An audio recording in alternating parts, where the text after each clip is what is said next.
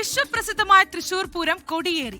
തിരുവമ്പാടിയും പാറമേക്കാവും ഉൾപ്പെടെ ഘടകക്ഷേത്രങ്ങളിൽ കൊടിയേറ്റ് ചടങ്ങ് നടന്നു. കൊടിക്കൂറകൾ ആകാശത്ത് ഉയർന്നതോടെ തൃശൂരിൽ നാടും നഗരവും പൂരാവേശത്തിലായി. ഈ മാസം 24-നാണ് സാമ്പിൾ വെടിക്കെട്ട്.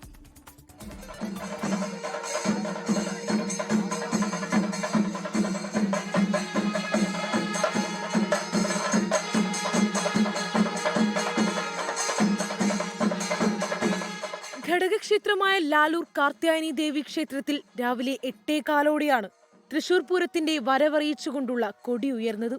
കൊച്ചിൻ ദേവസ്വം ബോർഡ് പ്രസിഡന്റ് കെ രവീന്ദ്രനാഥ് ഉൾപ്പെടെയുള്ളവർ ആദ്യ കൊടിക്കൂറ ഉയർത്താനായി ലാലൂരിലെത്തിയിരുന്നു. തൃശൂർ പൂരാവേശത്തിലേക്ക് കടക്കുകയാണ്. അതിനുവേണ്ടിയുള്ള മുന്നൊരുക്കങ്ങൾ വിവിധ തലങ്ങളിൽ നടന്നു വരികയാണ്. 2024 അവിചാരിതമായി ഉണ്ടായിട്ടുള്ള ചില അപശകുനങ്ങൾ അതെല്ലാം കഴുകിക്കളഞ്ഞുകൊണ്ടാണ് 2025 പൂരപ്രേമികൾക്ക് 2 പതിറ്റാണ്ടിന് ശേഷം ഏറ്റവും അടുത്ത് നിന്ന് വെടിക്കെട്ട് ഉൾപ്പെടെ ആസ്വദിക്കുന്നതിനുള്ള സാഹചര്യങ്ങൾ ദേവസ്വം ബോർഡ്. ശേഷം 11 മണിയോടെ തിരുവമ്പാടിയിൽ ചടങ്ങുകൾ തുടങ്ങി.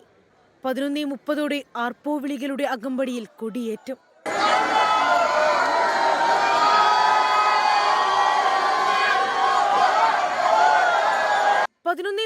തന്നെയായിരുന്നു പാറമേക്കാവിന്റെയും കൊടിയേറ്റം.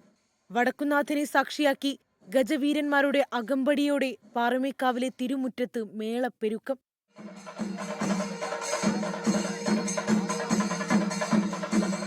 രാത്രി 7 മണിക്ക് നെയ്ത്തല കാവിലമ്മയ്ക്ക് കൊടിയേറുന്നതോടെ പൂരത്തിന്റെ കൊടിയേറ്റ ചടങ്ങുകൾ സമാപിക്കും. കൊടിയേറ്റ ചടങ്ങുകൾ പൂർത്തിയാകുന്നതോടെ തൃശൂർ പൂരാവേശത്തിലാകും. 24 തൃശൂർ.